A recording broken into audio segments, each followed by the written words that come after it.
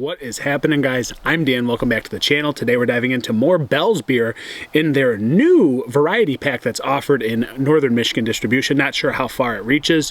I know it's probably across the entire state, but I don't know how far beyond Bell's does go. I know they're huge across the country nowadays, but I'm not sure about this pack. So disclaimer, you might find this where you are located, but I don't know how far it goes.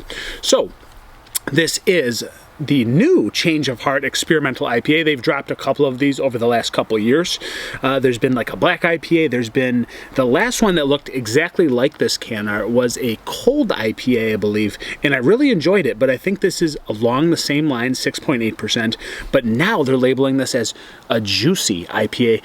I don't know if it's the same thing. I've been told it's different, but I haven't been really advised on this beer very much, so I don't know what's the difference here. So I'm going to investigate with you guys the Change of Heart in the new pack, and again, labeled as a juicy IPA rather than just an IPA or cold IPA. So let's dig into this one and see what it's about. Again, you can get it in the new variety pack that was just dropped the last couple weeks. So we're gonna get around and check this out for you guys. So I hope you love Michigan beer, because that's what I'm here to do with you guys. And this off the bat, guys, I think it looks darker than the original one I had, that cold IPA. So this does appear different, although the ABV is the same. This looks a little bit darker orange, where the other one was a lighter yellow. But again, we'll see what's in this glass and we'll get it down. So there's a beautiful pillowy head sitting on top, very nice head retention, and it's super creamy, super Dawn soapy. It looks great. You guys can see it. And again, more on that orange, almost slight amber hue to it. Let's get an aroma. Honestly, kind of lackluster. So I'm not gonna lie to you, I had the Boss Tweed like 25 minutes ago, kind of rinsed my palate out, didn't drink the whole thing yet, put it back in the fridge. This comes across as so muddled. It seems more malty than it is like citrusy. I'm not gonna lie, it seems very dull. Like, it is a very dull aroma, and there's not much to it besides like a, I don't know, earthy kind of like maltiness, maybe a little bit of floral. It reminds me of like copper and iron kind of floralness. I don't know if that a word, floralness. I just made it one. It's very dull. I'm not gonna lie to you guys, I'm not getting a great nose. It doesn't smell like it's popping. So experimental IPA, juicy. We'll see about this. I don't know what I'm working with. Cheers, Bells.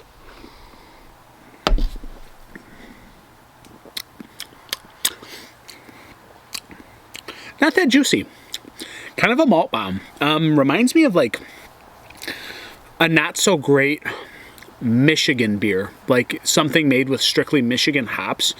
It's giving me just like earthy, dirty, kind of dirty water. I hate to say that, dirty water. And then it's got like this maltiness, like slight caramel, biscuity malt, and it just dies on you. I mean, there's nothing really that pops out on this beer, at least after my initial sip. Juicy? I'd call this, off my sip, the dull IPA, the dull experimental IPA. Not that impressive. I'm not gonna lie, from a big company like Bell's, I know this is experimental, so I understand that. This certainly is not the same beer as I first had that was in this can labeled as the IPA, cold IPA. This is not the same beer.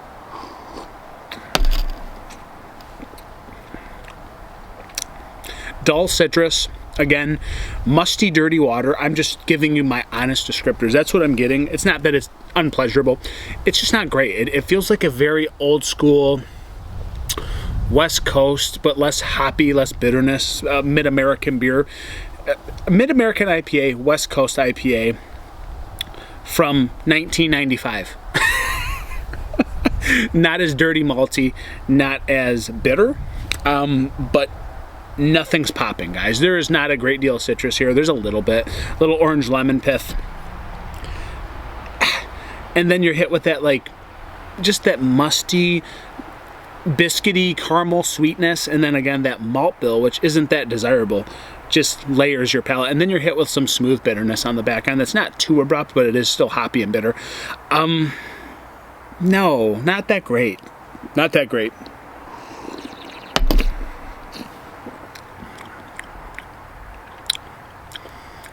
Floral, pithy, malty. There's nothing terrible about this beer. It's just so underwhelming. It's so underwhelming. Like, there's nothing fantastic about it. Again, the smooth maltiness, the grainy, earthy kind of sweetness is like overpowered a little bit by this hoppy bitterness on the back end, but it's such a blah beer. Like if I had to explain a beer as blah in the craft beer world, this is blah. That's my honest review, guys. A little chewy, a little acidic, a little bitter. Not bad, but there's nothing that pleasurable about this beer, guys. A juicy IPA, no, not buying that. I don't know what kind of mid-American West Coast hybrid this is. Just not that great. So, from Bell's, that's a bummer. So, guys, that's the honest opinion. I'm going 3.25 out of 5. That's my rating on this. It's very blah in the craft beer world. Sorry, it is what it is. I'm Dan. If you're going to pour a beer, pour Michigan beer.